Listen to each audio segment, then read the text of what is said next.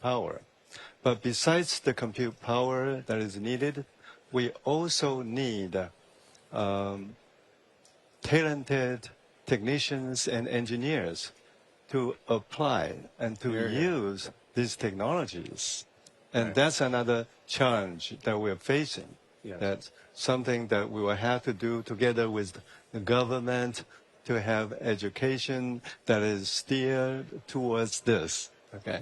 Great point. Brett, I know that, you know, you and Elon are leading the charge on robotics being built in the U.S., right? And obviously China famously has some leads in autonomy and in robotics, etc. Handicap for us, if you will, you know, how you're feeling today. What's your level of confidence that we're going to be able to compete effectively on the global stage, both from a capability and a cost perspective in robotics with what's coming out of China? I get this question a lot, and I have a very strong opinion here. Like, I think what really matters today is we see the core, like, horizontal technology stack, both in hardware and software and AI, come together to build, like, general purpose, like, almost like human-like intelligence in the physical world. Like, that's the key unlock. Like, I can't stress that enough. Like, people are looking past that in terms of cost and manufacturability and all this different stuff. We're at a stage now where we got to go build, like, synthetic humans.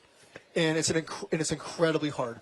And I think what we are proud about at Figure is we've been able now to show these, like, real, like, pockets of, like, long horizon intelligence done with neural nets. I think the shortcomings are that we couldn't put them into a house that's unseen today and do, like, hours and hours and hours of work. We want to get there. We think we will get there. But we've seen all the ingredients of the puzzle pieces to be able to show that that is going to happen. I think we've been leading that globally. I think if you're going to say, like, okay, here's a robot now out in the real world that needs to run all day with like low human intervention rates, like low faults, like we've been able to show that both in the commercial market and the work we've done in house. I think we are, like, in a lot of ways miles ahead of other competitors we see in China in that aspect. From there, once that is solved or close to solved, it does become like a manufacturing game. This is a consumer electronics manufacturing process. It's not an automotive manufacturing process, which means we have, like, different piece parts and electronics that we need to fabricate. We need to do FATP. We need to do integration, EOL testing. We do all that extremely well. I think that is, like, an extremely tractable and surmountable problem that you can do even at scale. I mean, we produce, what, 1 billion phones a year, almost, like, by hand in some way. Like, we can definitely create, like, millions and millions of robots, like traditional consumer electronics manufacturing processes. But what is not solved is be able to do, like, real end-to-end general-purpose robotics. And I think the U.S. today, at least we can say what we know at Figure, I think we're leading that head and shoulders globally. And we hope to continue to pull away. Like, I'm going to be jumping on a flight right after this to make the engineering stand up in a day to try to continue that and pull ahead. Yeah. Brett, there's been a lot of discussion, doubts around, you know, a general-purpose biped robot that can operate in the home and in the factory. I mean, you got so many people. You dropped a video of one of your robots folding laundry, and I mean, everybody went nuts. Like, hey, I want one of those. But I'm curious, where does the technology have to be where you can confidently serve both of these markets? You know, maybe put one of them into Young's factory as well. Yeah, we can do a deal here on the stage. let's get a deal. Sure. You ready to do a deal? Yeah, let's do it. There we go. Listen, I think one thing we're proud about is we have a robot running right now. And our first commercial customer, it's running like a 10-hour shift as we speak. We've been doing it for almost 6 months now. We've gotten, like, operational readiness there. It's running autonomously. We've been trying to track, like, fault rates, like human intervention rates per shift. Those have all been dropping. Performance has been rising every single month. So we now have a better line of sight to what it takes to launch, like, a vertical job in, like, a commercial world. What we're also trying to tackle, and what we found, like, learned a lot last year, is we need to solve, like, the horizontal stack. Like, we need to be able to build true general purpose work to put robots into anywhere in the world. So we've basically refactored our entire, like, autonomy and AI stack from scratch. It's all done now end to end with neural nets. We think it's the only way to really scale, and it's done at the foundation level, so we can scale into any work. So I think, maybe to answer your question more directly, we will see robots in the commercial workforce over, like, now, and in the next, like, year or two. We will try to put more and more out. We will try to get we'll try to get costs down, reliability of the robots up. We'll try to make it really real. in parallel, we're trying to solve a robot in a home. It's been in my home now for like 3 or 4 months. Wow. We're doing small parts of this, like small parts of laundry and folding and dishes. We now have to connect all of it together, like this tissue. We have to make it language conditioned so we can talk to it. We have to put it in pixel space. So there's like a bunch of work in like AI models and foundation work and pre-training that we have to go do. But we do see a path. It's like a little light in the tunnel that we want to go at. It'll definitely be solvable. This this decade, like it'll be solvable hopefully in the next few years that we can have this work. So we're excited about that. But that is like more of like a car autonomy in a city versus car autonomy in a highway. They're very different. One's like super unstructured, high variability, and like a lot of the engineering challenge is proportional to that variability. So like we're going head on at that problem. I would say you're going to see them in the workforce over the coming year or two. And then we will only launch a product in the home, in the workforce, at scale once we feel confident of the product. Right. We will not do it early. We will not teleoperate them in market. Like we will not do any of this silly stuff. And I think that's maybe differs from other groups maybe in the space. But we are trying to build like end-to-end autonomy with low human intervention rates in this commercial end market. So once we're able to like really sell into your home, to Brad's home, we want to be really confident it's going to really work and it's going to be really safe. Can I give you my credit card now? We'll take it. Okay. We have a little machine in the back. We'll start. We're happy to punch it. Aki, you guys have long been important partners to the U.S. government. Mm-hmm. We obviously have had a major changing of the guard over the course of the last year. A lot of people, including Jensen, have said that this administration is far more open to Silicon Valley and technology companies coming, sharing their concerns, sharing their complaints, and getting deals done. Yeah. Talk to us about how you're feeling about the state of, industry-government partnership today versus what you've seen over the course of the past, many years. Yeah, I mean, this is year 21 at Palantir for me, so I've seen it all. Yes, to be very clear. It's like night and day, right? And that's not a knock on the prior administrations. I just think you had a particular status quo or way of doing things, and industry was often held at bay. And Silicon Valley, frankly, I mean, part of why we moved our headquarters to Denver when we went public was, very much a monoculture. You couldn't have disagreement. You couldn't actually discuss national security and the importance of national security to Silicon Valley and vice versa. And so I think what you see is kind of both at the intersection of the administration, taking on some really hard, gnarly challenges, at the same time as generative AI is coming through, is kind of, when you think about AI infrastructure, is kind of the way of the future. When we think about, how we're going to build things, how we're going to make sure we do reindustrialize and bring a lot more capability back to being built in America, you kind of have this perfect storm in the moment and the people. And what I've been incredibly encouraged by is the openness, right? Look, every administration gets something wrong. But that ability to say, hey, that doesn't look right, and to give feedback, and frankly, for people to take calls and kind of hear that feedback from industry and think through, hey, how do we make this great for government, for every American, and for industry, I think is unparalleled. And I think that that's kind of what we're seeing right now. I think it's also then kind of on the back of that driving a huge resurgence from Silicon Valley to say, hey, we want to be, I mean, Jensen said this so many times, if you're doing work in technology, you need to spend time in D.C. You need to share what you're doing, and you need to talk about how it's going to help every American out there kind of as they kind of think through this. Otherwise, there's going to be a lot of fear, uncertainty, and doubt out there. Yeah. So we also have this responsibility as technologists now to kind of share that vision, share what we're doing, share how it's actually going to help, and kind of bring the American people along. And this administration is doing that in spades. So we're thrilled by it. I am curious if you guys share the same experiences vis-a-vis Washington. I mean, I think one of the critical things this administration did was to name David Sachs, the czar of AI, so that there was a technologist, a point person who could frankly walk into the White House and help break through some of the largesse that just is institutionally part of Washington. Have you all shared similar experience that we just heard as it pertains to getting stuff done in Washington?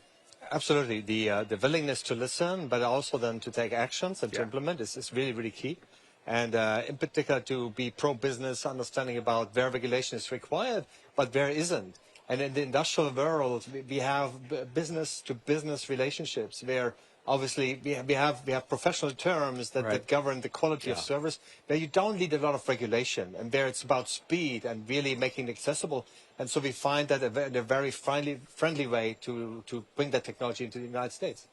Yeah. We felt the same way. I think this government is quite open to the technologies and very supportive to the new technologies. Right. Yeah. So That's good. So, Peter, Young, Brett, Aki, I want to thank you for coming on here. We saved the best for last, and you guys were awesome. Thank you so much. thank you. Thank you. Thank you. So let's go back down on the floor with Christina Partsenevelos. You have one more interview, a very special guest. Yeah, also the best for last, and that would be CJ Muse from Cantor Fitzgerald, who's been in the industry forever. We were just, but he looks really young. I shouldn't preface like that, but could you speak to China right now, given that is a topic? President Trump was supposed to be here. We're in D.C.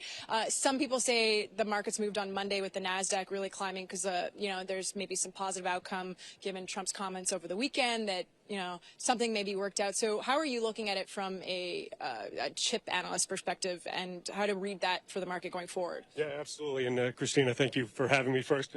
But I would say China's a very important market, and we don't want to cede that to local competitors inside China.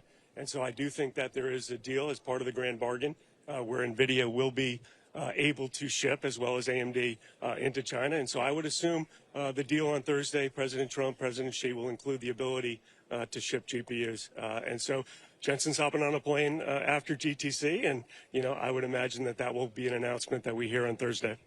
That's pretty big. So you're telling our audience that you're expecting a positive outcome, which do you think it's actually priced into a lot of these names then? I don't. I think, China's a very large market. You're talking $15+ billion, and I think that opens up. So, no, not priced in at all. And that helps both NVIDIA as and well AMD. as AMD, yes. Okay, so that is good news for those that are watching and, figuring out which stocks to buy. And we're going to talk about just Washington and we're here, right? And this involves a lot of collaboration between policy leaders, really getting the president on board, the White House, the administration, which we know they already are, given all the initiatives thus far. But when you have these headlines from OpenAI or Nvidia or AMD, Intel, et cetera, they're building, they're collaborating, and yet you still need to bypass the red tape. You need to build in the ground. You need to find the power. Are you worried that perhaps the market is reacting too positively to news that these outcomes won't happen for another 10 years or so? Too positive, no. But I do think that we are now in the realm where, AI is now part of infrastructure. And that requires long-term planning, and that requires D.C. to get heavily involved. And so I think that there's a great reason why Jensen and team and NVIDIA are here in Washington, D.C.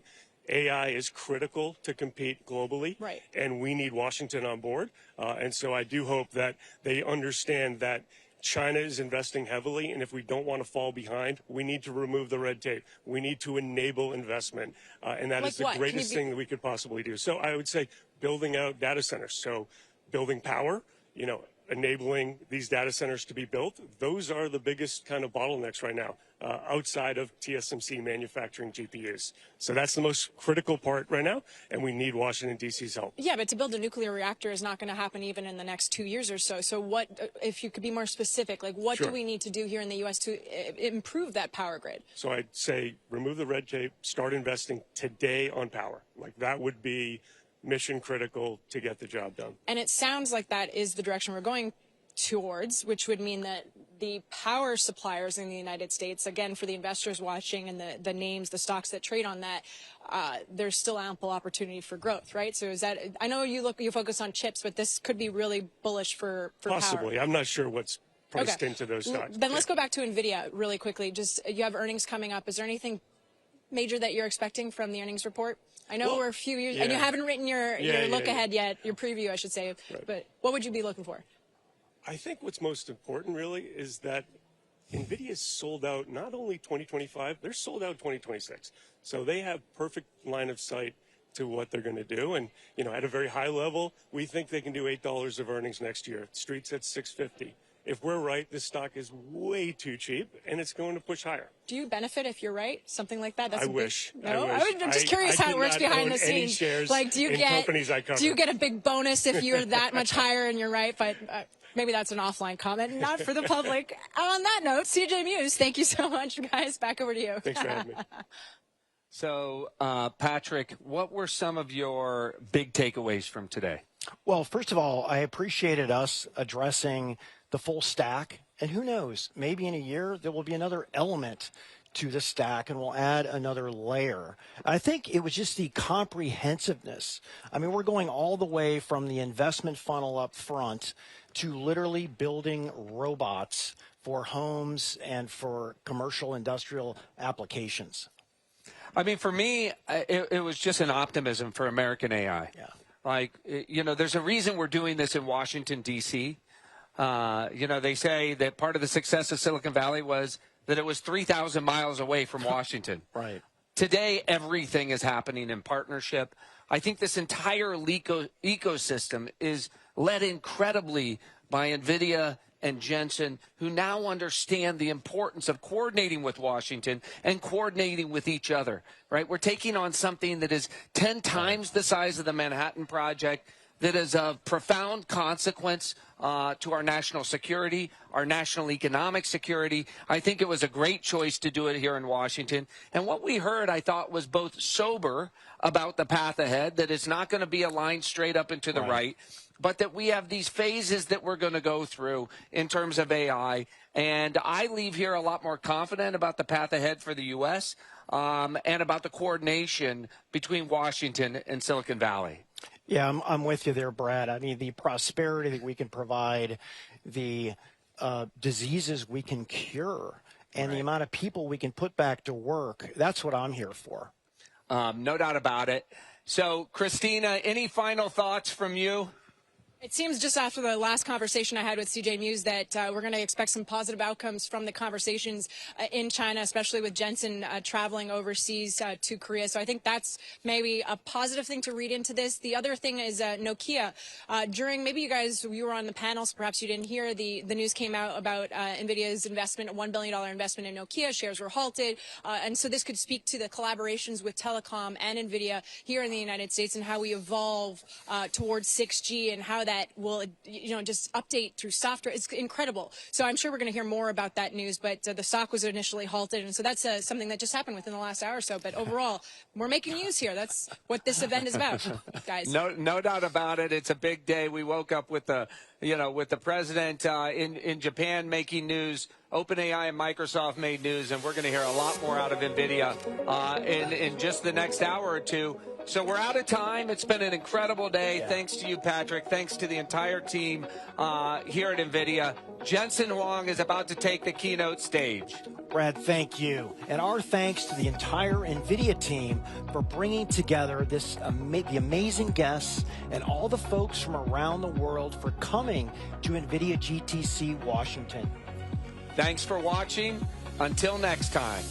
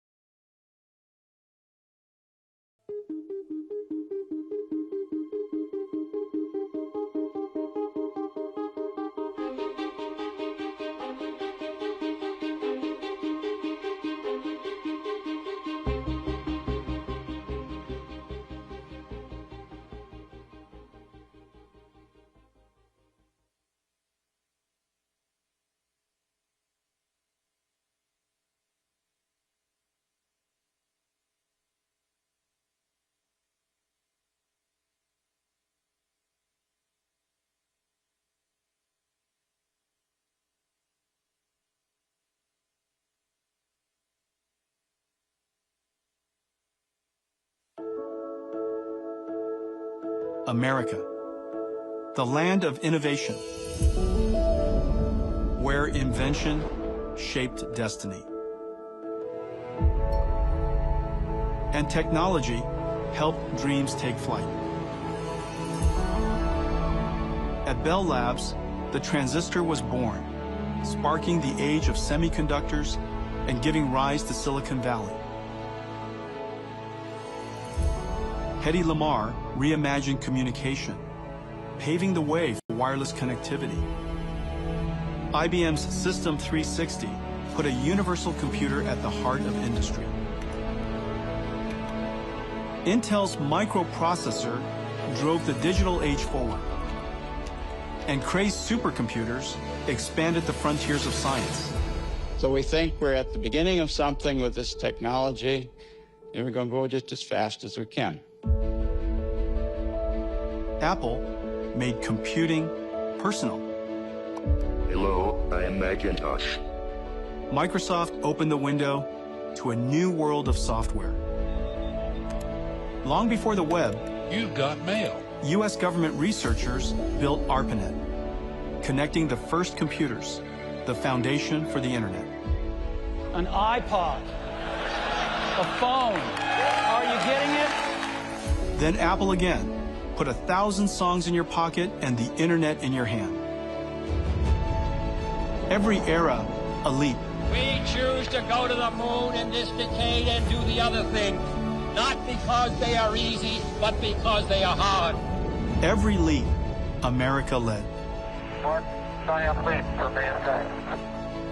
Now, the next era is here, launched by a revolutionary new computing model.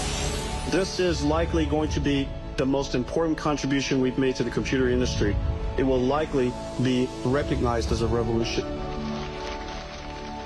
Machine learning is a branch of artificial intelligence, computers that almost appear to think. The amount of computational resource is ultimately what's going to turbocharge this field.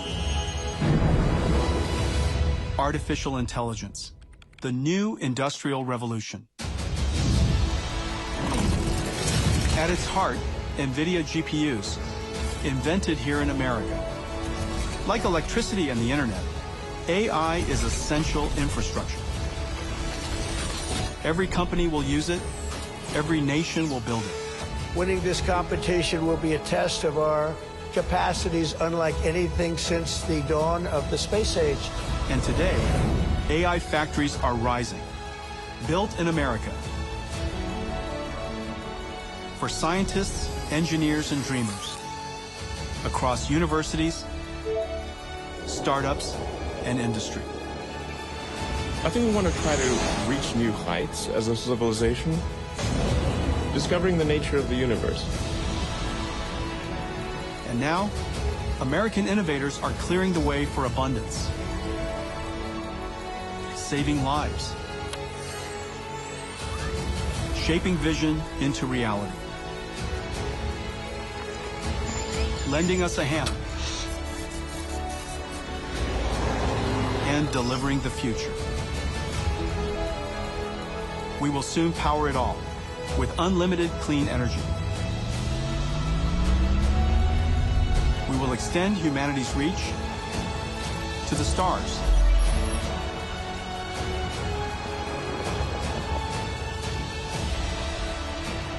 This is America's next Apollo moment.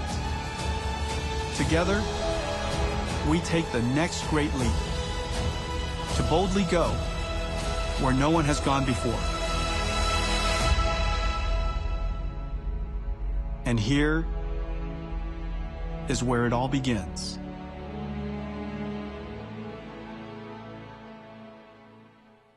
Welcome to the stage, NVIDIA founder and CEO, Jensen Huang.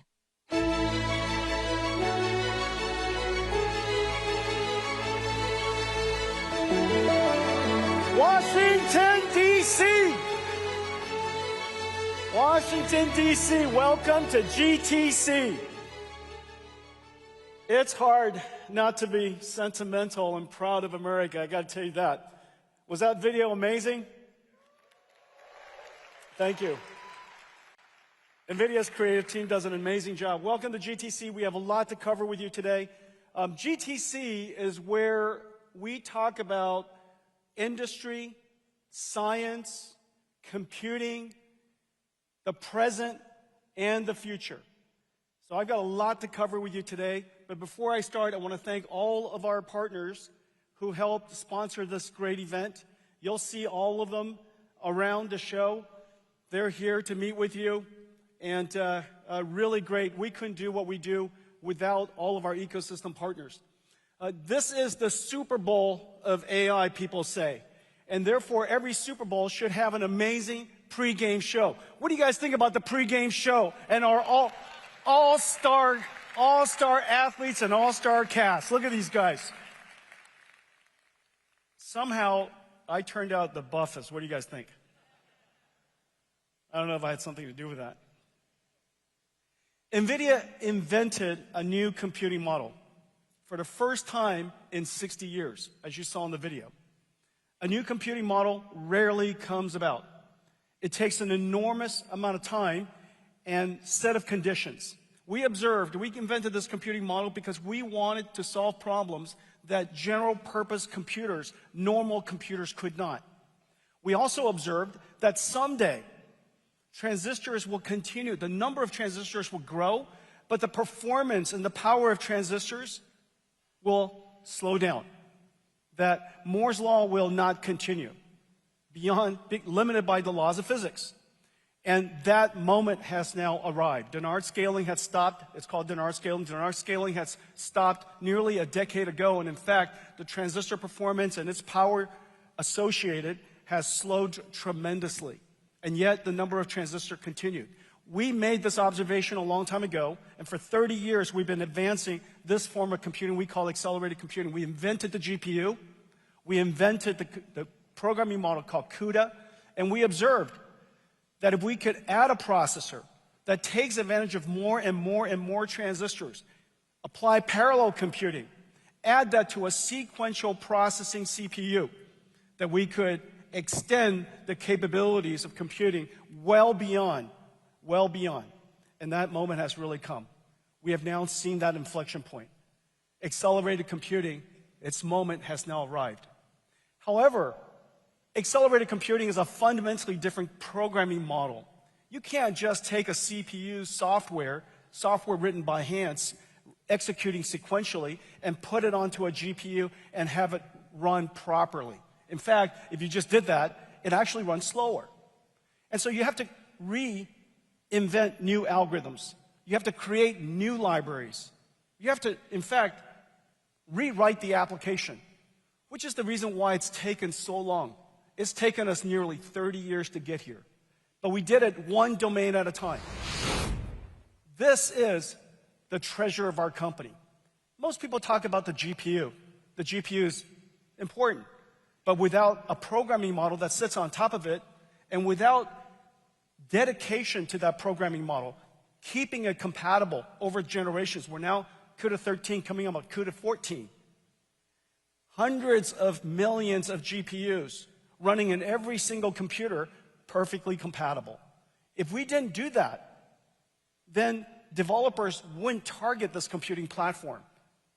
If we didn't create these libraries, then developers wouldn't know how to use the algorithm and use the architecture to its fullest.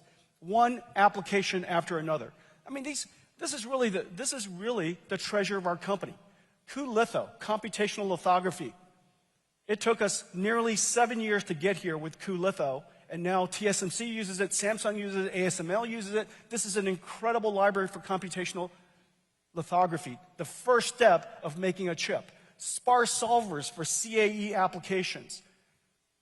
QOpt, a numerical optimization, has broken just about every single record. The traveling salesperson problem, how to connect millions of products with millions of customers in the supply chain. Warp, Python solver for CUDA, for simulation. QDF, a data frame approach, basically accelerating SQL, data frame databases. This library is the one that started AI altogether, cuDNN. The library on top of it, called Megatron Core, made it possible for us to simulate and train extremely large language models. The list goes on. MONAI, really, really important. The #1 medical imaging AI framework in the world. By the way, we're not going to talk a lot about healthcare today, but be sure to see Kimberly's keynote. She's going to talk a lot about the work that we do in healthcare. And the list goes on. Genomics processing. Ariel, pay attention. We're going to do something really important here today. quantum computing. This is just a representative of 350 different libraries in our company. And each one of these libraries redesigned the algorithm necessary for accelerated computing. Each one of these libraries made it possible for all of the ecosystem partners to take advantage of accelerated computing. And each one of these libraries opened new markets for us. Let's take a look at what CUDA X can do.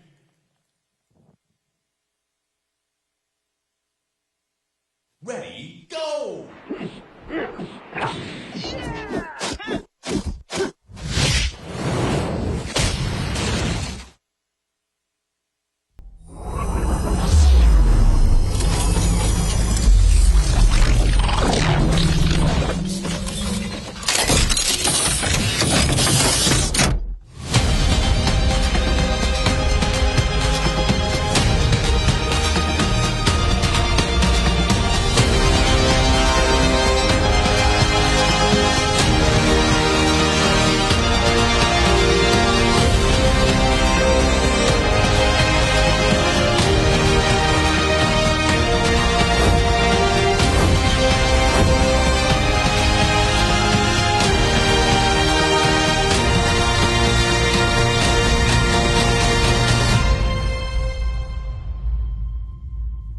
Is that amazing?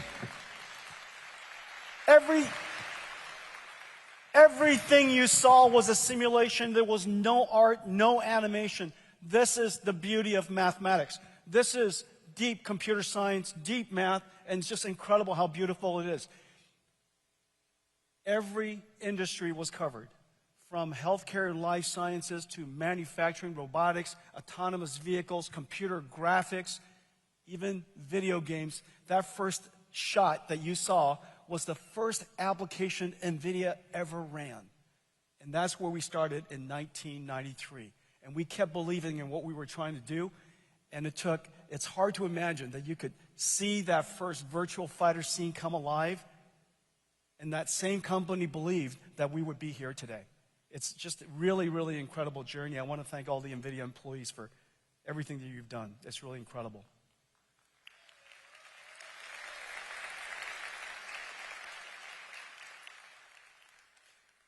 We have a lot of industries to cover today. I'm going to cover AI, 6G, quantum, models, enterprise computing, robotics, and factories.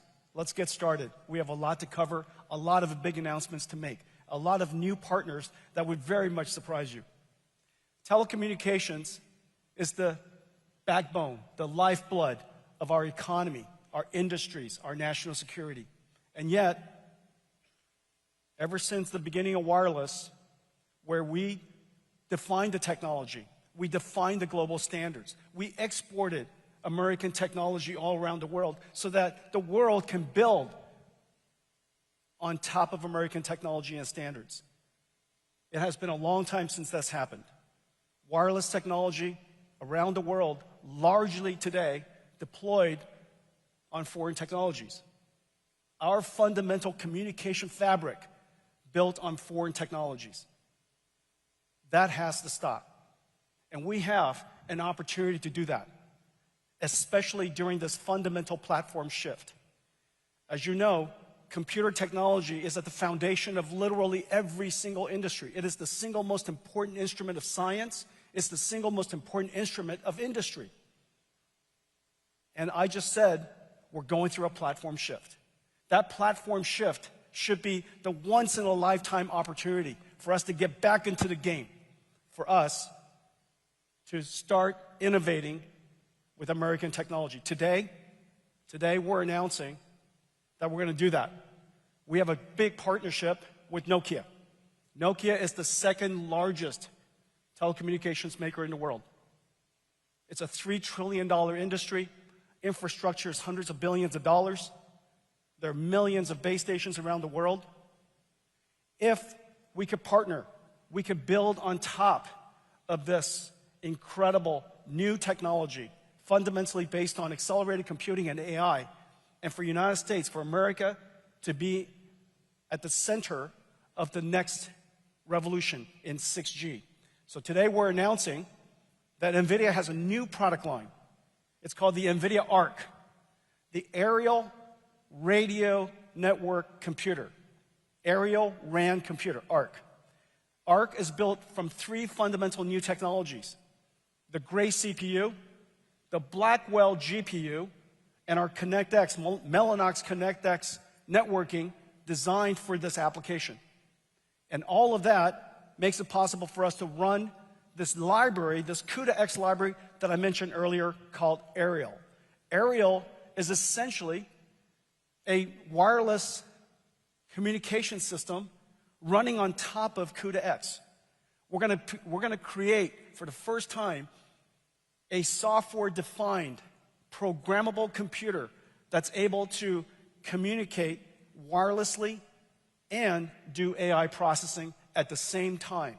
This is completely revolutionary. We call it NVIDIA ARC. And Nokia is going to work with us to integrate our technology, rewrite their stack. This is a company with 7,000 fundamental, essential 5G patents. Hard to imagine any greater leader in telecommunications. So we're going to partner with Nokia. They're going to make NVIDIA ARC their future base station.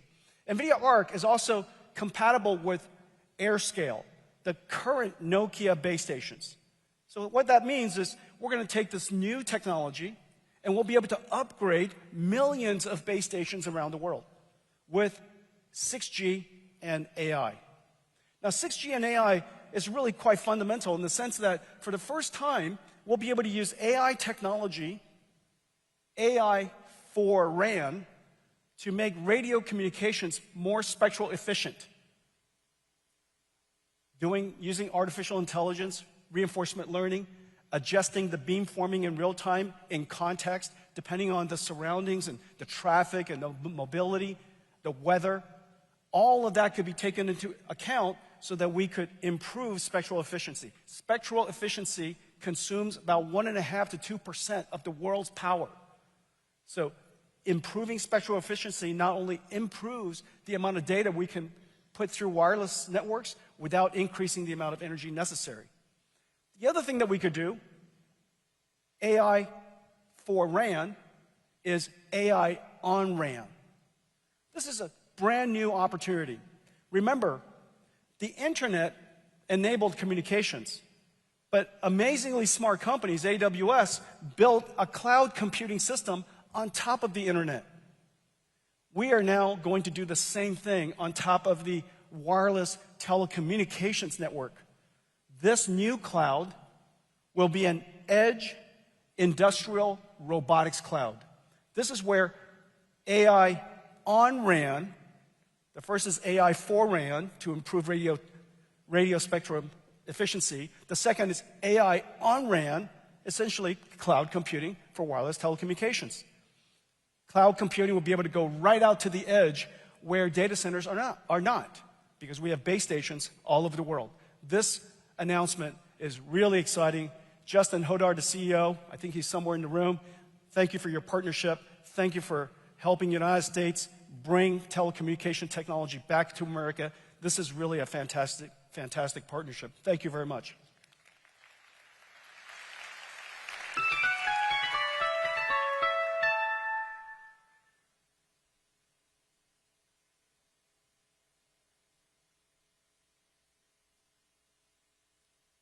That's the best way to celebrate Nokia. Let's talk about quantum computing. 1981, particle physicist, quantum physicist Richard Feynman imagined a new type of computer that can simulate nature directly. To simulate nature directly. Because nature is quantum. He called it a quantum computer.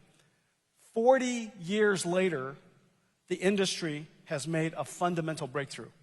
40 years later, just last year, a fundamental breakthrough. It is now possible to make one logical qubit.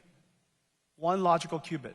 One logical qubit that's coherent, stable, and error-corrected.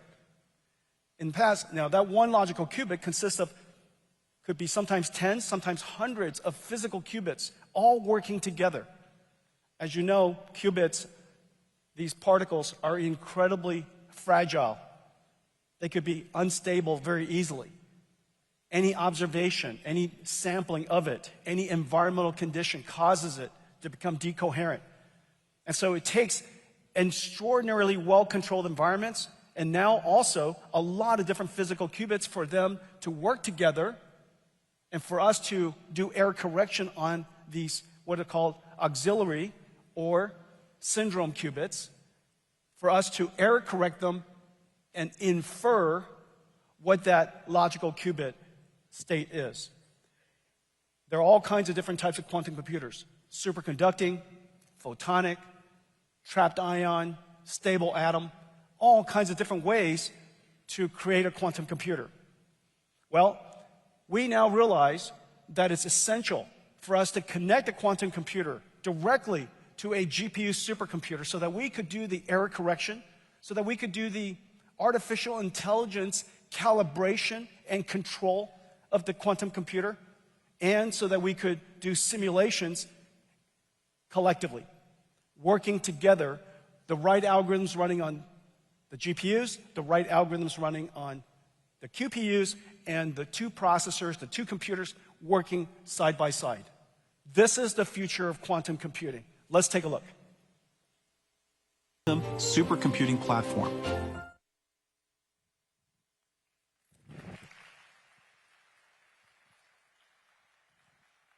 Wow, this is a really long stage.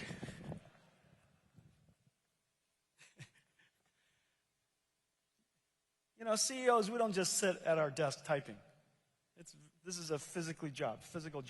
So today we're announcing the NVQ Link. NVQ Link. And it's made possible by two things. Of course, this interconnect that does quantum computer control and calibration, quantum error correction, as well as connects two computers, the QPU and our GPU supercomputers, to do hybrid simulations. It is also completely scalable. It doesn't just do error correction for today's number of few qubits. It does error correction for tomorrow, where we're going to essentially scale up these quantum computers from the hundreds of qubits we have today to tens of thousands of qubits, hundreds of thousands of qubits in the future. So we now have an architecture that can do control, co-simulation, quantum error correction, and scale into that future. The industry support has been incredible. Between the invention of CUDA-Q, remember, CUDA was designed for GPU, CPU, accelerated computing. Basically using both processors to use the right tool to do the right job. Now, CUDA-Q has been extended beyond CUDA so that we could support QPU and have the two processors, QPU and the GPU, work and have computation move back and forth within just a few microseconds. The essential latency to be able to cooperate with the quantum computer. So now CUDA-Q is such an incredible breakthrough adopted by so many different developers. We are announcing today 17 different quantum computer industry companies supporting the NVQ Link. And I'm so excited about this, 8 different DOE labs: Berkeley, Brookhaven, Fermi Labs in Chicago, Lincoln Laboratory, Los Alamos, Oak Ridge, Pacific Northwest, San Diego National Lab. Just about every single DOE lab has engaged us, working with our ecosystem of quantum computer companies and these quantum controllers, so that we could integrate quantum computing into the future of science. Well, I have one more additional announcement to make. Today, we're announcing that the Department of Energy is partnering with Nvidia to build 7 new AI supercomputers to advance our nation's science.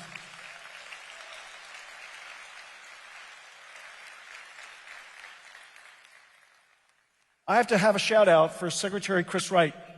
He has brought so much energy to the DOE, a surge of energy, a surge of passion to make sure that America leads science again.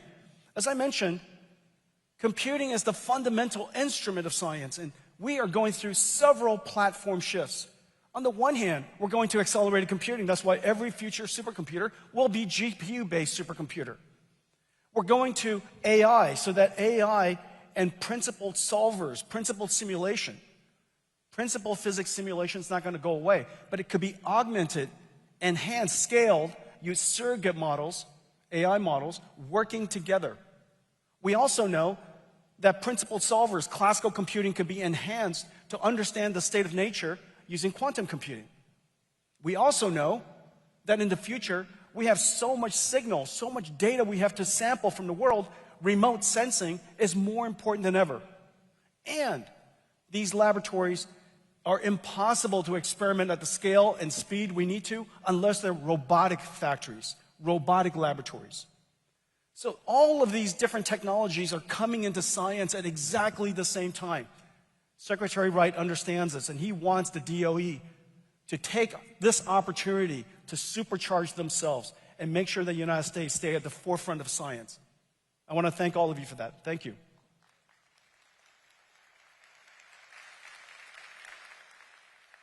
Let's talk about AI. What is AI?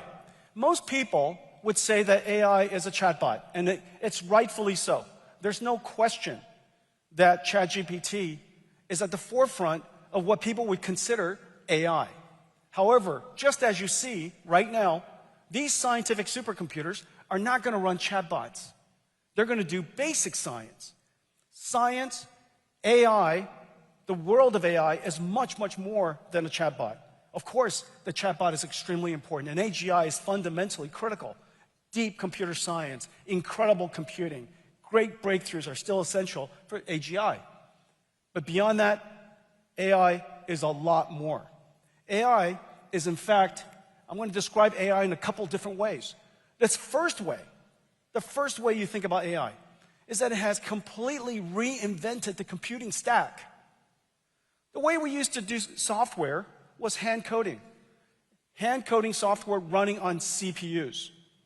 Today, AI is machine learning, training, data-intensive programming, if you will, trained and learned by AI that runs on a GPU. In order to make that happen, the entire computing stack has changed. Notice, you don't see Windows up here. You don't see CPU up here. You see a whole fundamentally different stack. Everything from the need for energy.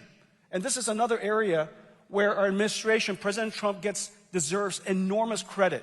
His pro-energy initiative, his recognition that this industry needs energy to grow. It needs energy to advance, and we need energy to win. His recognition of that and putting the weight of the nation behind pro-energy growth completely changed the game. If this didn't happen, we could have been in a bad situation. And I want to thank President Trump for that.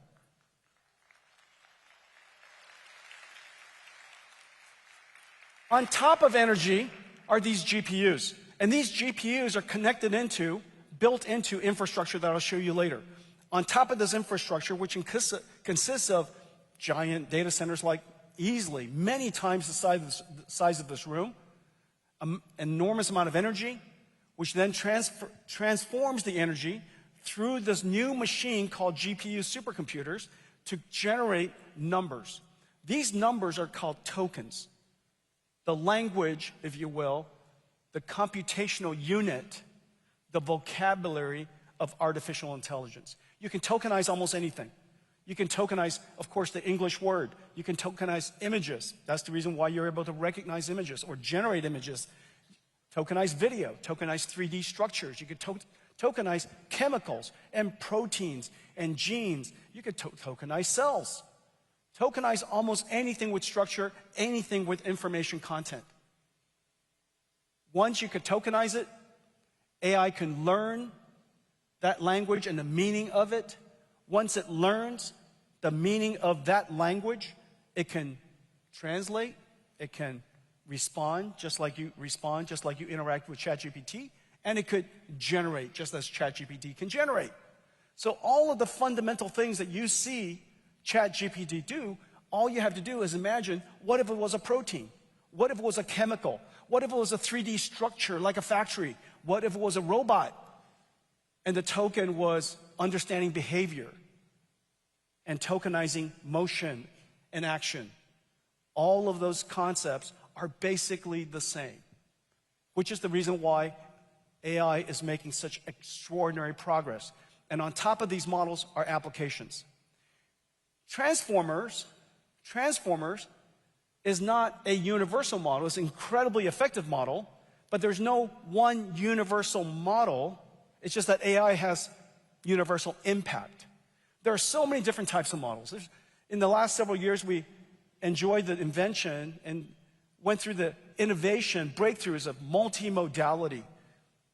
There's so many different types of models. There's CNN models, convolutional neural network models. There's state space models. There are graph neural network models, multimodal models, of course, all the different tokenizations and token methods that I just described.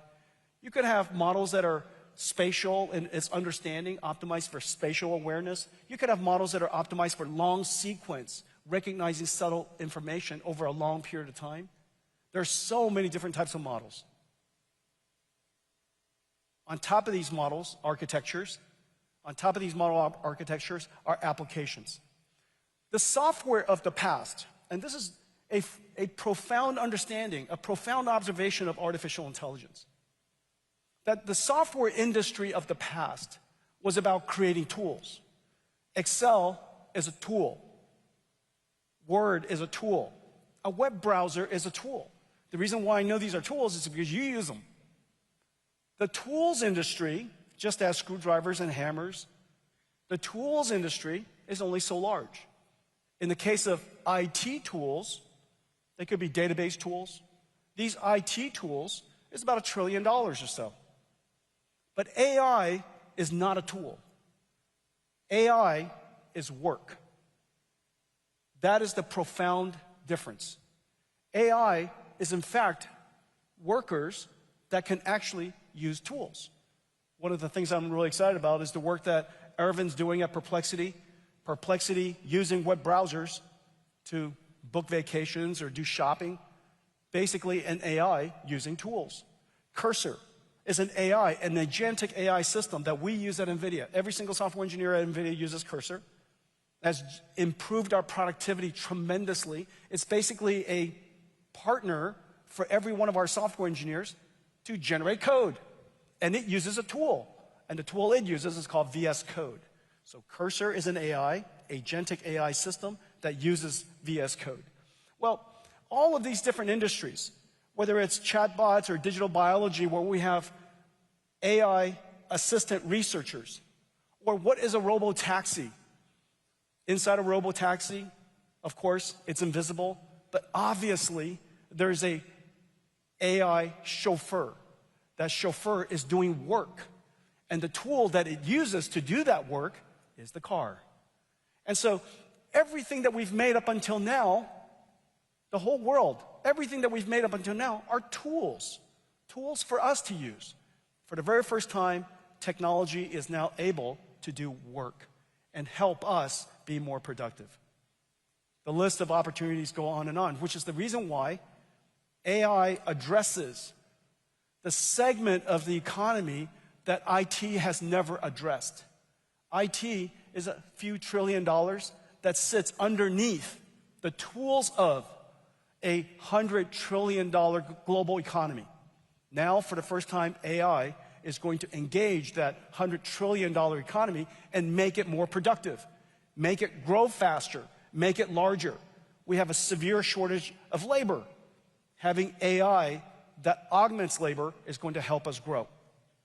Now, what's interesting about this from a technology industry perspective also is that in addition to the fact that AI is new technology that addresses new segments of the economy, AI in itself is also a new industry. This token, as I was explaining earlier, these numbers, after you tokenize all these different modalities of information, there's a factory that needs to produce these numbers. Unlike the computer industry and the chip industry of the past. Notice, if you look at the chip industry of the past, the chip industry represents about 5 to 10%, maybe less, 5% or so, of a multi-trillion dollar, few trillion dollar IT industry.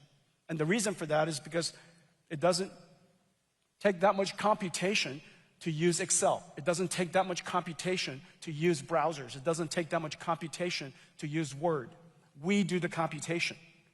But in this new world, there needs to be a computer that understands context all the time. It can't pre-compute that. Because every time you use the computer for AI, every time you ask the AI to do something, the context is different. So it has to process all of that information. Environmental, for example, in the case of a self-driving car, it has to process the context of the car. Context processing. What is the instruction you're asking the AI to do? Then it's got to go and break down the problem step by step, reason about it, and come up with a plan and execute it. Every single one at that step requires an enormous number of tokens to be generated, which is the reason why we need a new type of system, and I call it an AI factory. It's an AI factory for sure.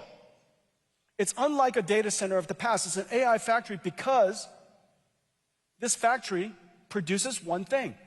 Unlike the data centers of the past that does everything, stores files for all of us, runs all kinds of different applications. You could use that data center like you can use your computer for all kinds of applications. You could use it to play a game one day. You could use it to browse the web. You could use it, to do your accounting.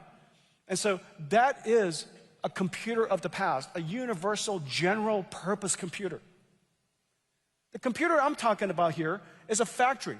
It runs basically one thing. It runs AI, and its purpose is designed to produce tokens that are as valuable as possible, meaning they have to be smart.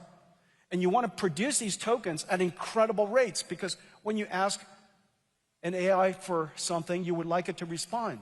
And notice, during peak hours, these AIs are now responding slower and slower because it's got a lot of work to do for a lot of people.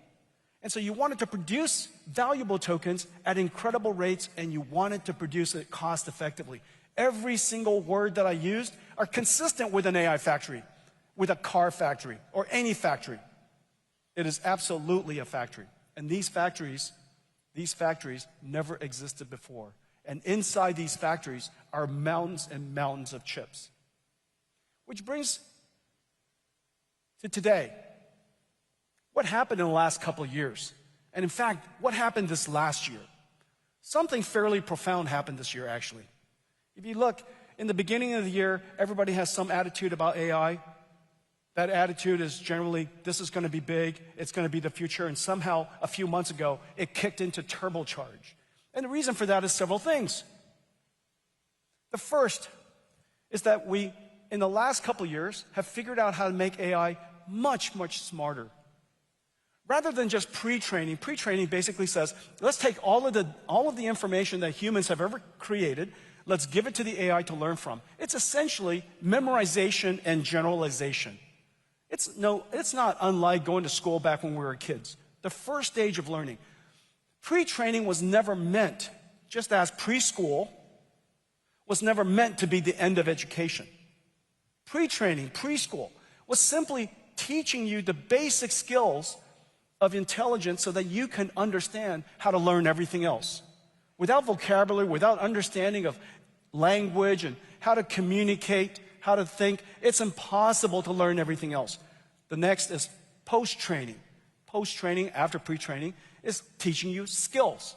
Skills to solve problems, break down problems, reason about it, how to solve math problems, how to code, how to think about these problems step by step, use first principle reasoning. And then after that is where computation really kicks in. As you know, for many of us, we went to school, and that's, in my case, decades ago. But ever since, I've learned more, thought about more, and the reason for that is because we're constantly grounding ourselves in new knowledge, we're constantly doing research, and we're constantly thinking. Thinking is really what intelligence is all about. And so now we have 3 fundamental technology skills. We have these 3 technologies, pre-training, which still requires enormous amount of computation. We now have post-training, which uses even more computation. And now thinking puts incredible amounts of computation load on the infrastructure because it's thinking on our behalf for every single human. So the amount of computation necessary for AI to think, inference, is really quite extraordinary.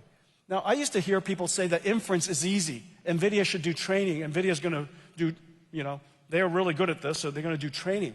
That inference was easy. How could thinking be easy? Regurgitating memorized content is easy.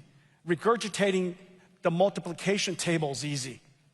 Thinking is hard, which is the reason why these 3 scales, these 3 new scaling laws, which is all of it in full steam, has put so much pressure on the amount of computation. Now, another thing has happened. From these 3 scaling laws, we get smarter models. And these smarter models need more compute. But when you get smarter models, you get more intelligence, people use it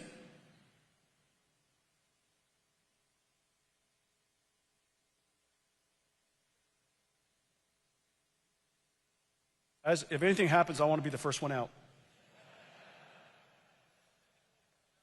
Jazz kick. I'm sure it's fine. Probably just lunch. My stomach. Was that me? And so where was I? The smarter your models are, the more people use it. It's now more grounded. It's able to reason. It's able to solve problems it never learned how to solve before because it could do research. Go learn about it, come back, break it down, reason about how to answer your question, how to solve your problem, and go off and solve it. The amount of thinking is making the models more intelligent. The more intelligent it is, the more people use it. The more intelligent it is, the more computation is necessary. But here's what happened. This last year, the AI industry turned a corner. Meaning that the AI models are now smart enough, they're worthy to pay for it. NVIDIA pays for every license of Cursor, and we gladly do it. We gladly do it because Cursor is helping a several $100,000 employee software engineer or AI researcher be many, many times more productive. So of course we'd be more than happy to do that. These AI models have become good enough that they are worthy to be paid for. Cursor, 11 Labs, Synthesia, Abridge, Open Evidence, the list goes on. Of course, OpenAI, of course, Claude. These models are now so good that people are paying for it. And because people are paying for it and using more of it, and every time they use more of it, you need more compute, we now have 2 exponentials. These 2 exponentials, one is the exponential compute requirement of the 3 scaling law. And the second exponential, the smarter it is, the more people use it, the more computing it needs. 2 exponentials now putting pressure on the world's computational resource. At exactly the time when I told you earlier that Moore's Law has largely ended. And so the question is, what do we do? If we have these 2 exponential demands growing, and if we don't find a way to drive the cost down, then this positive feedback system, this circular feedback system, essentially called the virtuous cycle, essential for almost any industry, essential for any platform industry, It was essential for NVIDIA. We have now reached the virtuous cycle of CUDA. The more applications, the more applications people create, the more valuable CUDA is. The more valuable CUDA is, the more CUDA computers are purchased. The more CUDA computers are purchased, more developers want to create applications for it. That virtuous cycle for NVIDIA has now been achieved after 30 years. We have achieved that also. 15 years later, we've achieved that for AI. AI has now reached the virtuous cycle. And so the more you use it, because the AI is smart and we pay for it, the more profit is generated, the more compute's put on the grid, the more compute is put into AI factories, the more compute, the AI becomes smarter, more people use it, more applications use it, the more problems we can solve. This virtuous cycle is now spinning. What we need to do is drive the cost down tremendously so that, one, the user experience is better. When you prompt the AI, it responds to you much faster. And two, so that we keep this virtuous cycle going by driving its cost down so that it could get smarter, so that more people will use it, so on and so forth. That virtuous cycle is now spinning. But how do we do that when Moore's law has really reached this limit? Well, the answer is called co-design. You can't just design chips and hope that things on top of it is going to go faster. The best you could do in designing chips is add, 50% more transistors every couple of years. And if you added more transistors, we can add more transistors, and TSMC's got a lot of transistor, incredible company. We'll just keep adding more transistors. However, that's all in percentages, not exponentials. We need to compound exponentials to keep this virtual cycle going. We call it extreme co-design. NVIDIA is the only company in the world today that literally starts from a blank sheet of paper and can think about new fundamental architecture, computer architecture, new chips, new systems, new software, new model architecture, and new applications all at the same time. So many of the people in this room are here because you're different parts of that layer, different parts of that stack and working with NVIDIA. We fundamentally re-architect everything from the ground up. And then, because AI is such a large problem, we scale it up. We created a whole computer, a computer for the first time that has scaled up into an entire rack. That's one computer, one GPU. And then we scale it out by inventing a new AI Ethernet technology we call Spectrum-X Ethernet. Everybody will say Ethernet's Ethernet. Ethernet's hardly Ethernet. Ethernet, Spectrum-X Ethernet, is designed for AI performance, and it's the reason why it's so successful. And even that's not big enough. We'll fill this entire room of AI supercomputers and GPUs. That's still not big enough because the number of applications and the number of users for AI is continuing to grow exponentially, and we connect multiple of these data centers together, and we call that scale across. Spectrum-XGS. Gigascale, Spectrum-X Gigascale, XGS. By doing so, we do co-design at such an enormous level, such an extreme level, that the performance benefits are shocking. Not 50% better each generation, not 25% better each generation, but much, much more. This is the most extreme co-designed computer we've ever made, and quite frankly, made in modern times. Since the IBM System 360, I don't think a computer has been ground up, reinvented like this ever. This system was incredibly hard to create. I'll show you the benefits in just a second. But essentially what we've done, we've created, otherwise, hey Janine, you can come out. You have to meet me like halfway. All right, so this is kind of like Captain America's shield. So NVLink 72, if we were to create one giant chip, one giant GPU, this is what it would look like. This is the level of wafer scale processing we would have to do. It's incredible. All of these chips are now put into one giant rack, Did I do that or did somebody else do that? Into that one giant rack. You know, sometimes I don't feel like I'm up here by myself. This one giant rack makes all of these chips work together as one. It's actually completely incredible. And I'll show you the benefits of that. The way it looks is this. So, thanks, Janine. I like this. All right, ladies and gentlemen, Janine Paul.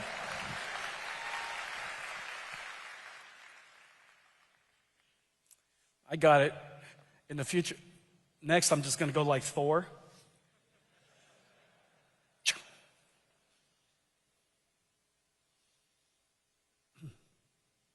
It's like when you're at home and you can't reach the remote and you just go like this and somebody brings it to you. That's, yeah, same idea. It never happens to me. I'm just dreaming about it. I'm just saying.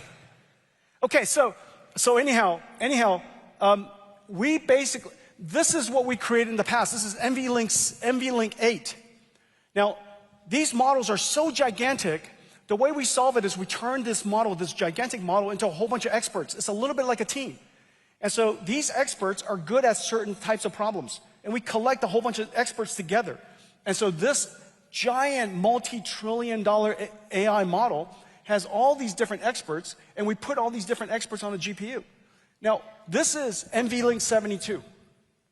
We could put all of the chips into one giant fabric, and every single expert can talk to each other.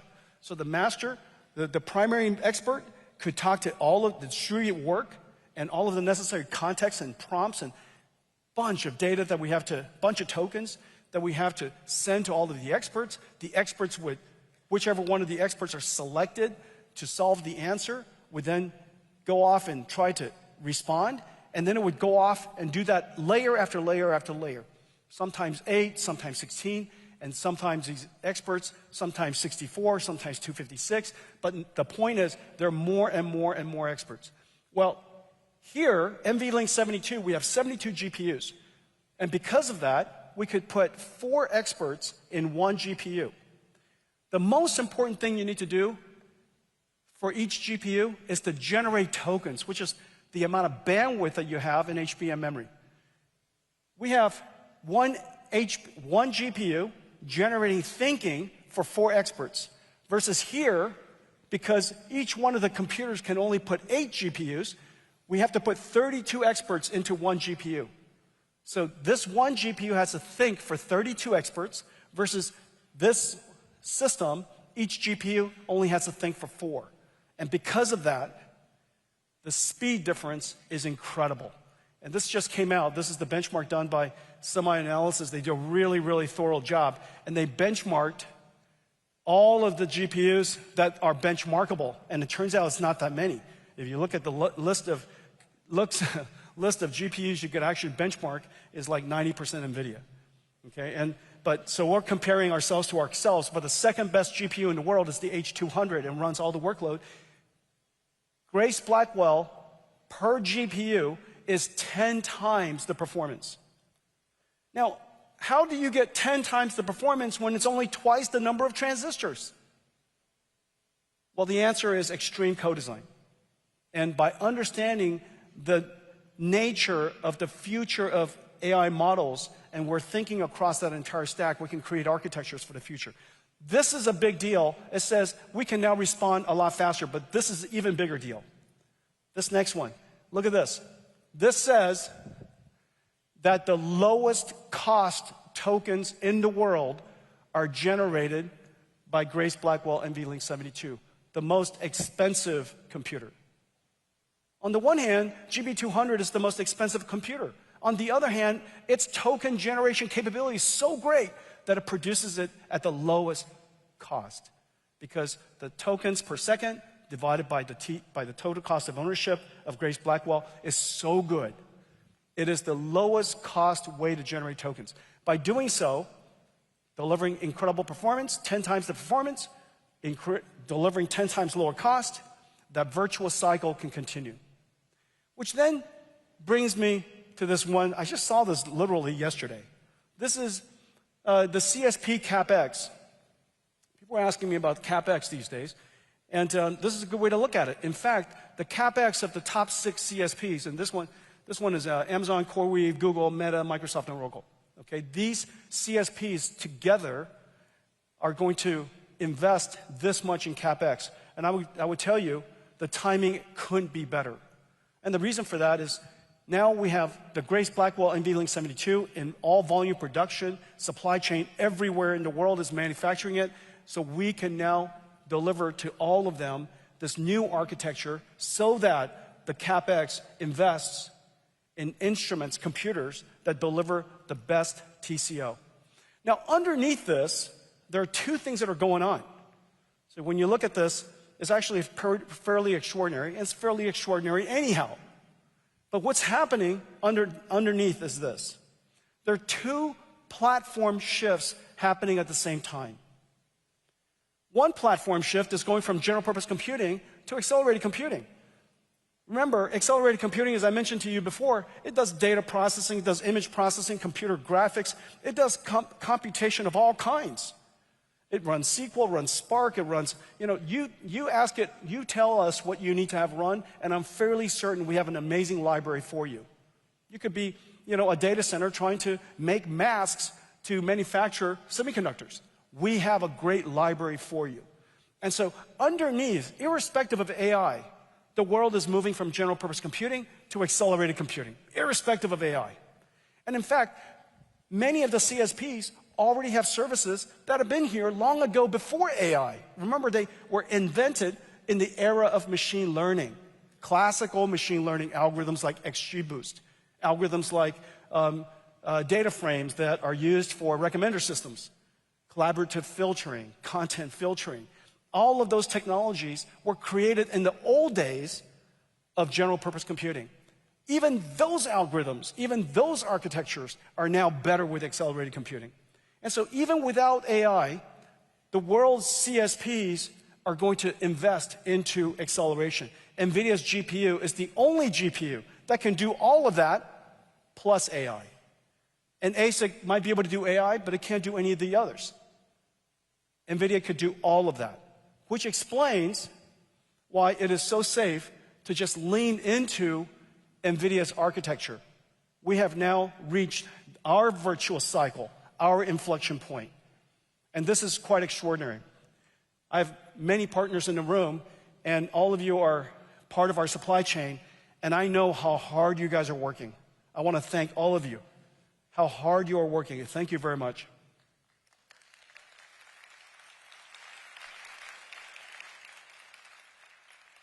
Now I'm going to show you why. This is what's going on in our company's business. We're seeing extraordinary growth for Grace Blackwell for all the reasons that I just mentioned. It's driven by 2 exponentials. We now have visibility.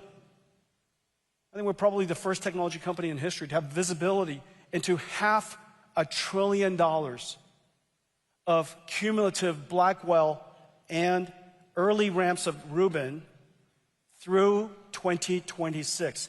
And as you know, 2025 is not over yet, and 2026 hasn't started. This is how much business is on the books.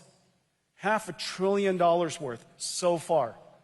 Now this is, out of that, we've already shipped 6 million of the Blackwells in the first several quarters. I guess the first 4 quarters of production, 3.5 quarters of production. We still have 1 more quarter to go for 2025, and then we have 4 quarters. So the next 5 quarters, there's $500 billion, $500 billion. That's 5 times the growth rate of Hopper. That kind of tells you something. This is Hopper's entire life. This doesn't include China and Asia, so this is just the West. Okay, this is just, we're excluding China. So Hopper, in its entire life, 4 million GPUs. Blackwell, each one of the Blackwells has 2 GPUs in it in one large package. 20 million GPUs of Blackwells in the early parts of Rubin. Incredible growth. So I want to thank all of our supply chain partners, everybody. I know how hard you guys are working. I made a video to celebrate your work. Let's play it.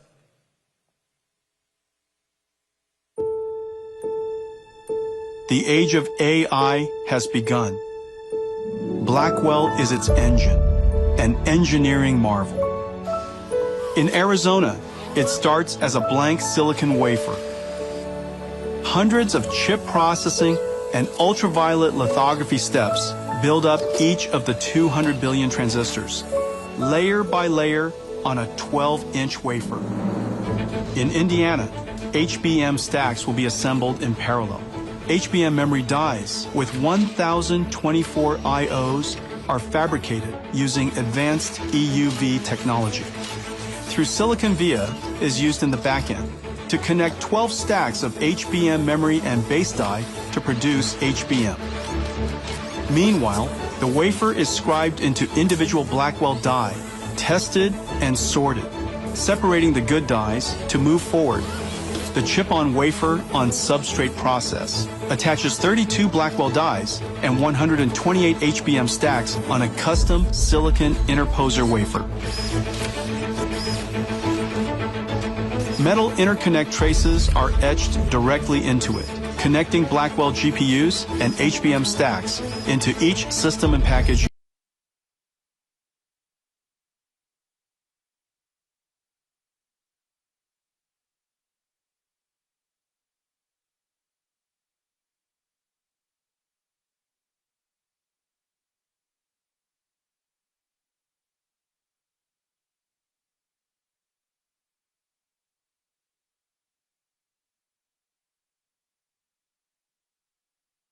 For offloading and accelerating networking, storage, and security are carefully assembled into GB300 compute trays. NVLink is the breakthrough high-speed link that Nvidia invented to connect multiple GPUs and scale up into a massive virtual GPU. The NVLink switch tray is constructed with NVLink switch chips, providing 14.4 terabytes per second of all-to-all bandwidth. NVLink spines form a custom blind-mated backplane with 5,000 copper cables connecting all 72 Blackwells, or 144 GPU dies, into one giant GPU, delivering 130 terabytes per second of all-to-all bandwidth, nearly the global internet's peak traffic. Skilled technicians assemble each of these parts into a rack-scale AI supercomputer. In total, 1.2 million components, 2 miles of copper cable, 130 trillion transistors, weighing nearly 2 tons. From silicon in Arizona and Indiana to systems in Texas, Blackwell and future NVIDIA AI factory generations will be built in America. Writing a new chapter in American history and industry. America's return to making and reindustrialization, reignited by the age of AI. The age of AI has begun. Made in America. Made for the world.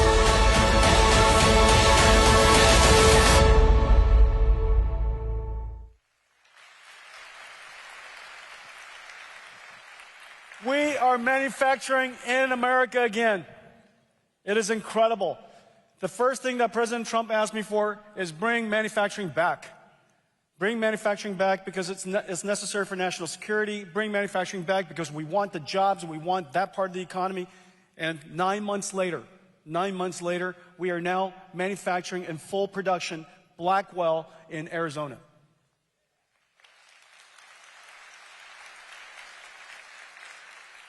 Extreme Blackwell, GB200, Grace Blackwell, NVLink 72, Extreme co-design gives us 10x generationally. It's utterly incredible. Now, the part that's really incredible is this.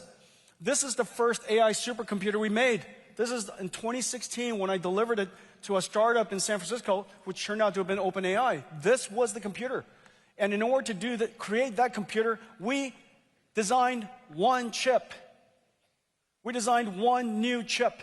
In order for us to do co-design now, look at all of the chips we have to do. This is what it takes. You're not going to take one chip and make a computer 10 times faster. That's not going to happen. The way to make computers 10 times faster, that we can keep increasing the performance exponentially, we can keep driving costs down exponentially, is extreme co-design and working on all these different chips at the same time. We now have Rubin back home. This is Rubin. This is the Vera Rubin and Rubin. Ladies and gentlemen, Rubin.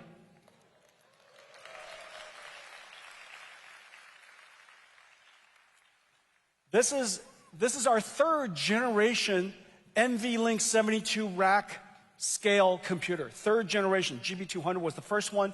All of our partners around the world, I know how hard you guys worked. It was insanely hard. It was insanely hard to do. Second generation, so much smoother. And this generation, look at this, completely cableless. Completely cableless. And this is all back in the lab now.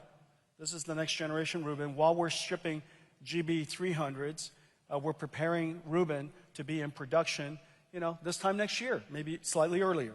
And so every single year, we are going to come up with the most extreme co-design system so that we can keep driving up performance and keep driving down the token generation cost. Look at this. This is just an incredibly beautiful computer. Now, so this is amazing. This is 100 petaflops. I know it doesn't mean anything. 100 petaflops. But compared to the DGX1 I delivered to OpenAI 9 years ago, it's 100 times the performance. Right here versus 100 times of that supercomputer. 100 times, 100 of those, let's see, 100 of those would be like 25 of these racks, all replaced by this one thing. One Vera Rubin.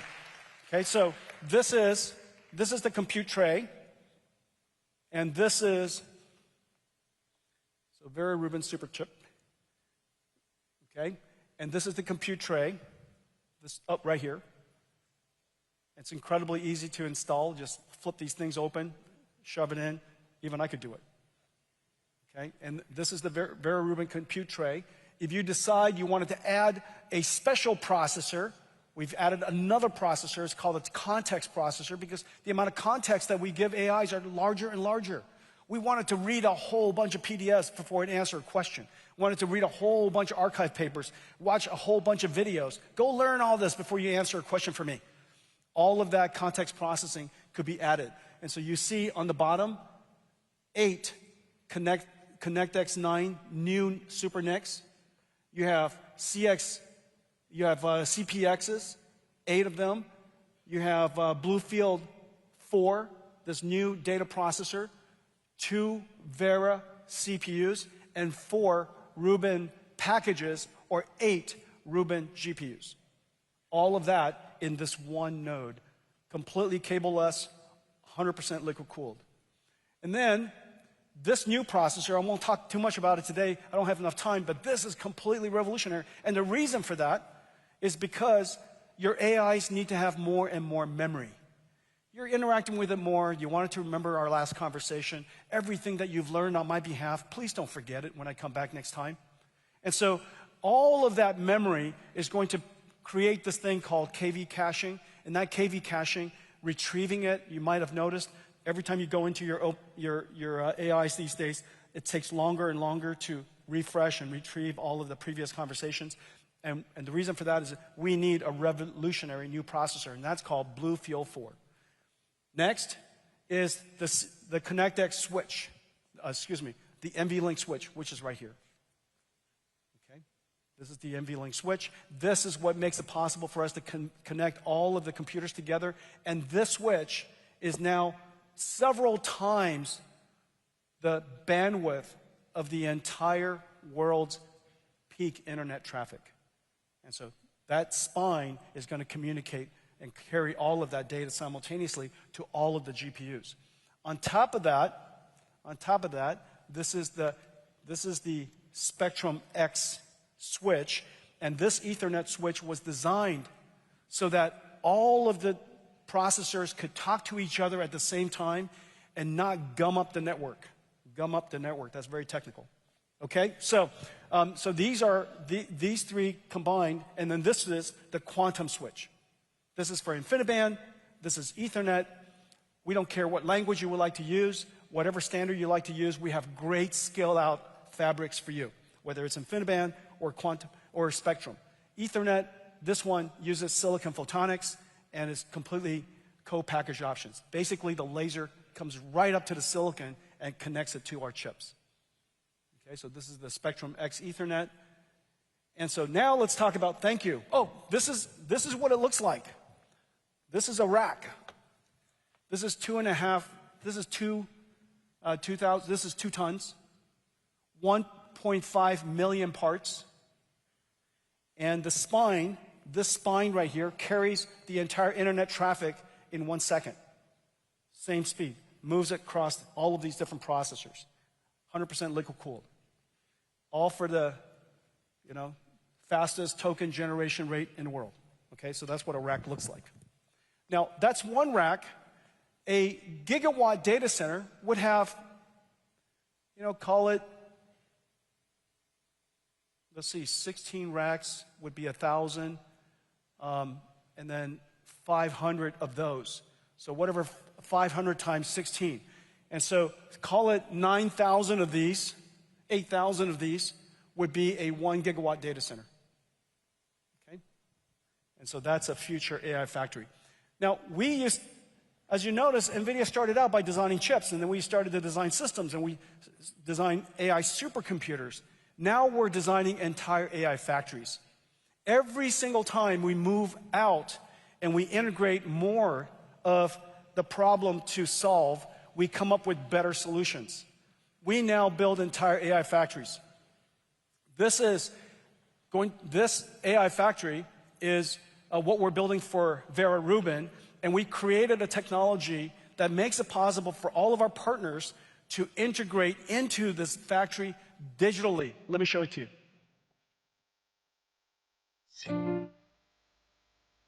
The next industrial revolution is here.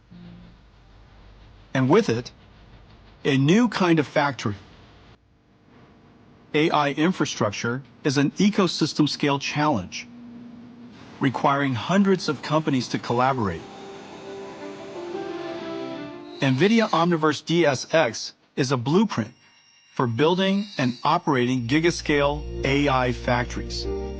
For the first time, the building, power, and cooling are co-designed with NVIDIA's AI infrastructure stack.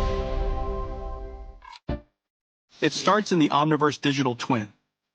Jacobs Engineering optimizes compute density and layout to maximize token generation according to power constraints.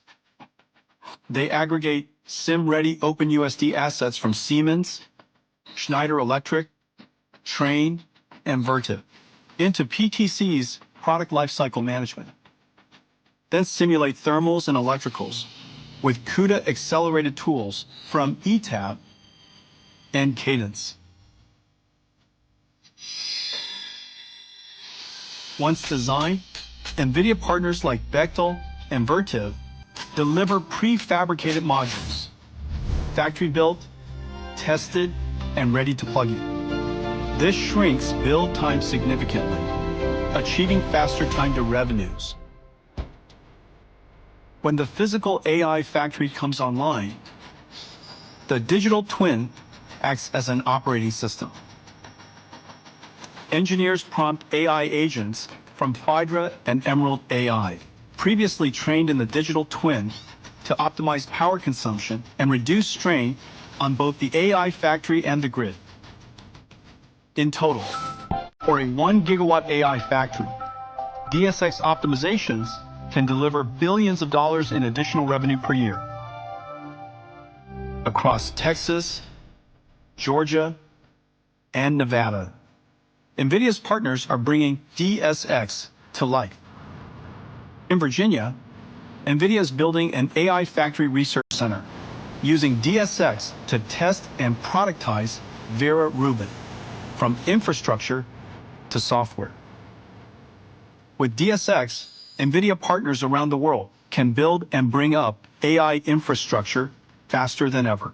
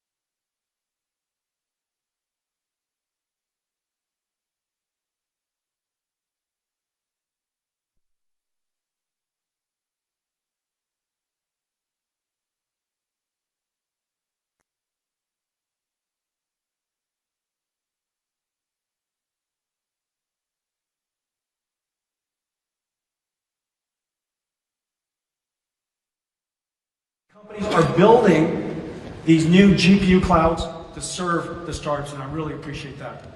This is all possible because NVIDIA is everywhere. We integrate our libraries, all of the CUDA-X libraries I talked to you about, all the open source AI models that I talked about, all of the models that I talked about. We integrated into AWS, for example. Really love working with Matt. We integrated into Google Cloud, for example. Really love working with Thomas. Each one of these clouds integrate NVIDIA GPUs and our computing, our libraries, as well as our models. Love working with Satya over at Microsoft Azure. Love working with Clay at Oracle. Each one of these clouds integrate the NVIDIA stack. As a result, wherever you go, whichever cloud you use, it works incredibly. We also integrate NVIDIA libraries into the world's SaaS, so that each one of these SaaS will eventually become agentic SaaS. I love Bill McDermott's vision for ServiceNow. There you go. I think that might have been Bill. Hi, Bill. And so ServiceNow, what is it, 85% of the world's enterprise workflows. SAP, 80% of the world's commerce. Christian Klein and I are working together to integrate NVIDIA libraries, CUDA-X and Nemo and Nemotron, all of our AI systems into SAP. Working with Sassine over at Synopsys, accelerating the world's CAE, CAD, EDA tools so that they could be faster and could scale. Helping them create AI agents. One of these days, I would love to hire AI agent ASIC designers to work with our ASIC designers. Essentially, the cursor of Synopsys, if you will. We're working with Anirudh. Anirudh, here, I saw him earlier today. He was part of the pre-game show. Cadence, doing incredible work, accelerating their stack, creating AI agents so that we can have Cadence AI ASIC designers and system designers working with us. Today, we're announcing a new one. AI will supercharge productivity. AI will transform just like every industry. But AI will also supercharge cybersecurity challenges, the bad AIs. And so we need an incredible defender. I can't imagine a better defender than CrowdStrike. George is here. He was, yep, I saw him earlier. We are partnering with CrowdStrike to make cybersecurity speed of light, to create a system that has cybersecurity AI agents in the cloud, but also incredibly good AI agents on-prem or at the edge. This way, whenever there's a threat, you are moments away from detecting it. We need speed, and we need a fast agentic AI, super smart AIs. I have a second announcement. This is the single fastest enterprise company in the world. Probably the single most important enterprise stack in the world today, Palantir Ontology. Anybody from Palantir here? Thanks. Just talking to Alex earlier. This is Palantir Ontology. They take information, they take data, they take human judgment, and they turn it into business insight.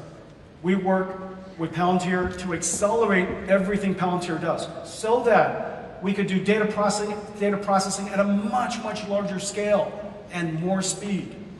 Whether it's structured data of the past, and of course we'll have structured data, human recorded data, unstructured data, and process that data for our government, for national security, and for enterprises around the world, process that data at speed of light, and to find insight from it. This is what it's going to look like in the future. Palantir is going to integrate NVIDIA so that we can process at the speed of light in an extraordinary scale. Okay? NVIDIA and Palantir.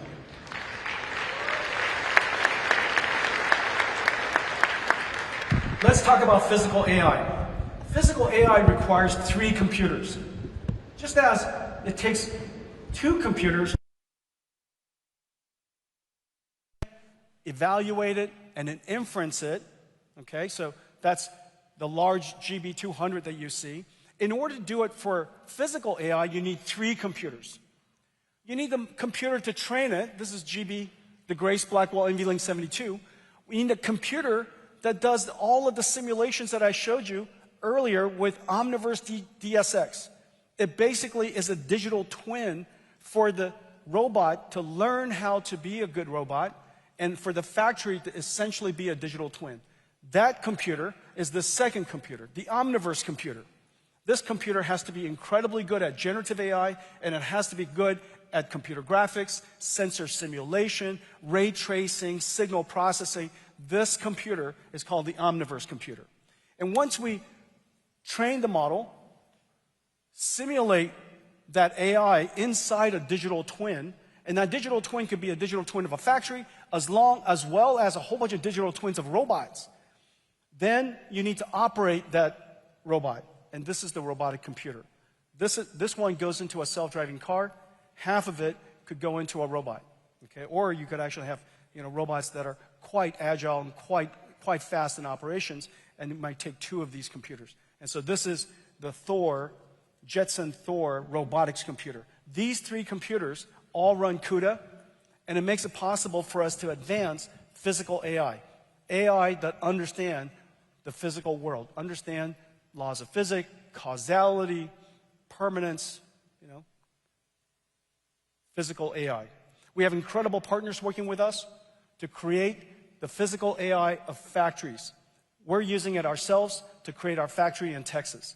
Now, once we create the robotic factory, we have a bunch of robots that are inside it.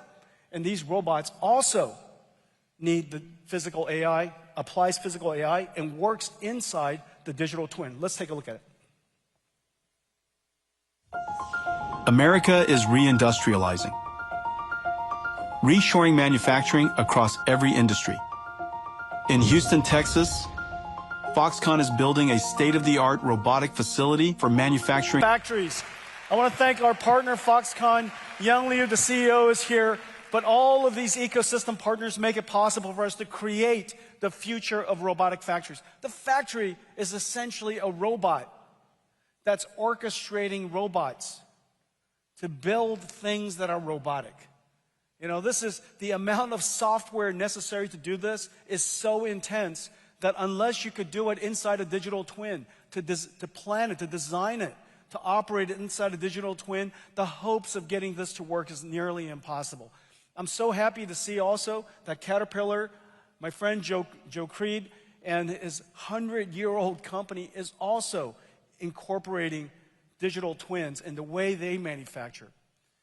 These factories will have future robotic systems, and one of the most advanced is Figure. Brett Adcock is here today. He founded a company 3.5 years ago. They're worth almost $40 billion today. We're working together in training the AI, training the robot, simulating the robot, and of course, the robotic computer that goes into Figure. Really amazing. I had the benefit of seeing it. It's really quite extraordinary. It is very likely that humanoid robots, and my friend Elon is also working on this, that this is likely going to be one of the largest new consumer electronics markets, and surely one of the largest industrial equipment market. Peggy Johnson and the folks at Agility are working with us on robots for warehouse automation. The folks at Johnson & Johnson working with us again, training the robot, simulating it in digital twins, and also operating the robot. These Johnson & Johnson surgical robots are even going to perform surgery that are completely non-invasive surgery at a precision the world's never seen before. And of course, the cutest robot ever, the Disney robot. And this is something really close to our heart. We're working with Disney Research on an entirely new framework and simulation platform based on revolutionary technology called Newton. And that Newton simulator makes it possible for the robot to learn how to be a good robot inside a physically aware, physically based environment. Let's take a look at it.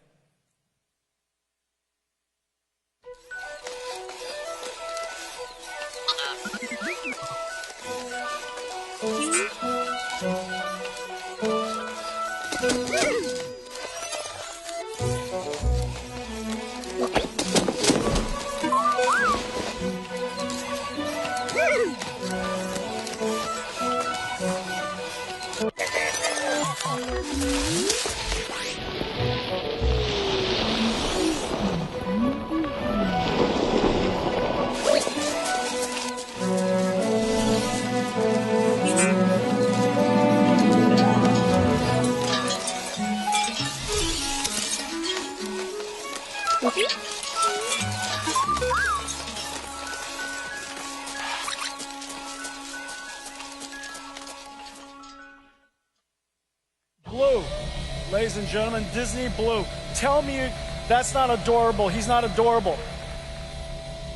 We all want one. We all want one.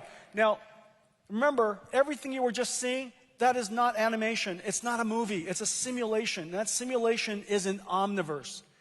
Omniverse, the digital twin.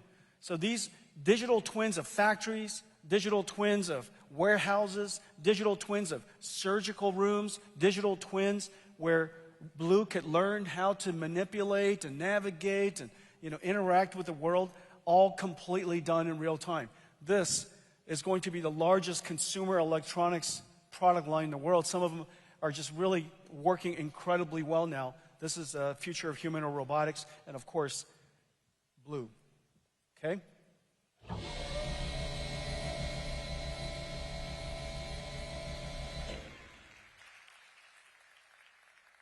Now, humanoid robots is still in development. But meanwhile, there's one robot that is clearly at an inflection point, and it is basically here. And that is a robot on wheels. This is a robo-taxi. A robo-taxi is essentially an AI chauffeur. Now, one of the things that we're doing today, we're announcing the Nvidia Drive Hyperion. This is a big deal. We created this architecture so that every car company in the world could create cars, vehicles, could be commercial, could be passenger, could be dedicated to robo-taxi, create vehicles that are robo-taxi ready. The sensor suite with surround cameras and radars and LiDAR make it possible for us to achieve the highest level of surround cocoon sensor perception and redundancy necessary for the highest level of safety. Hyperion Drive Hyperion, is now designed into Lucid, Mercedes-Benz, my friend Ola Kalenius, the folks at Stellantis, and there are many other cars coming. And once you have a basic standard platform, then developers of AV systems, and there's so many talented ones, Wave, Wabi, Aurora, Momenta, Neuro, there's so many of them. WeRide, there's so many of them that can then take their AV system and run it on the standard chassis. Basically, the standard chassis has now become a computing platform on wheels. And because it's standard and the sensor suite is comprehensive, all of them could deploy their AI to it. Let's take a quick look.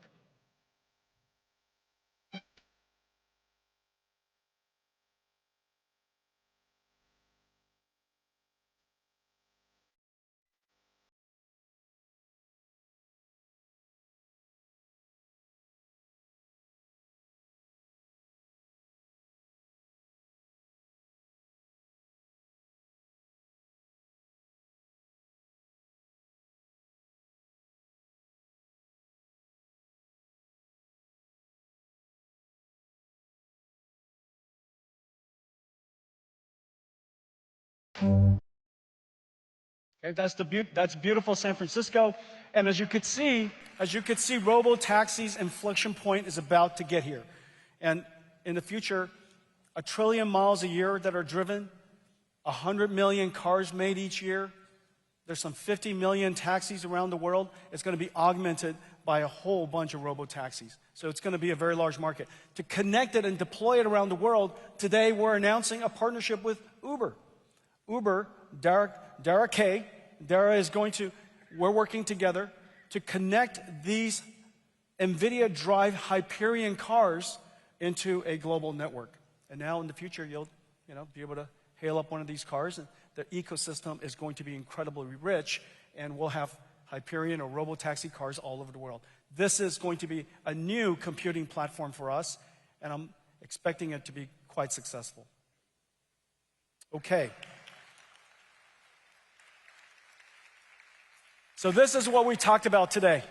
We talked about a large number of things. We spoke about, remember, at the core of this is two platform transitions, from general purpose computing to accelerated computing. NVIDIA CUDA and the suite of libraries called CUDA-X has enabled us to address practically every industry, and we're at the inflection point. It is now growing as a virtuous cycle would suggest. The second inflection point is now upon us. The second platform transition, AI, from classical handwritten software to artificial intelligence. Two platform transitioning happening at the same time, which is the reason why we're feeling such incredible growth. Quantum computing, we spoke about. Open models, we spoke about. We spoke about enterprise with CrowdStrike and Palantir accelerating their platforms. We spoke about robotics, a new, potentially one of the largest consumer electronics and industrial manufacturing sectors. And of course, we spoke about 6G. Nvidia has new platforms for 6G. We call it ARC. We have a new platform for robotics cars. We call that Hyperion. We have new platforms even for factories. Two types of factories. The AI factory, we call that DSX. And then factories with AI, we call that Mega. And so now we're also manufacturing in America. Ladies and gentlemen, thank you for joining us today, and thank you for allowing me to bring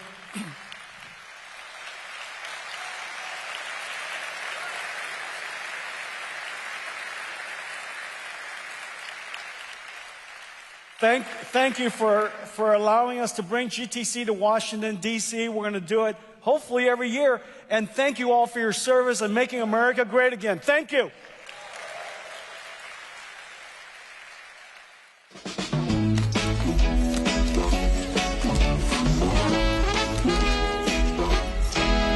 We start with a handshake, solid and true. One step at a time, we're breaking through.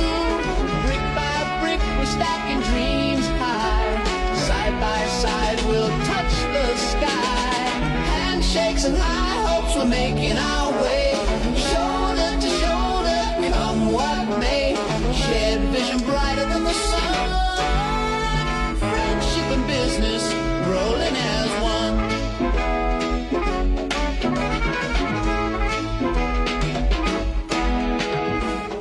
On paper, but hearts in sync, building together faster than you think. Laughter's the glue in the grind we share.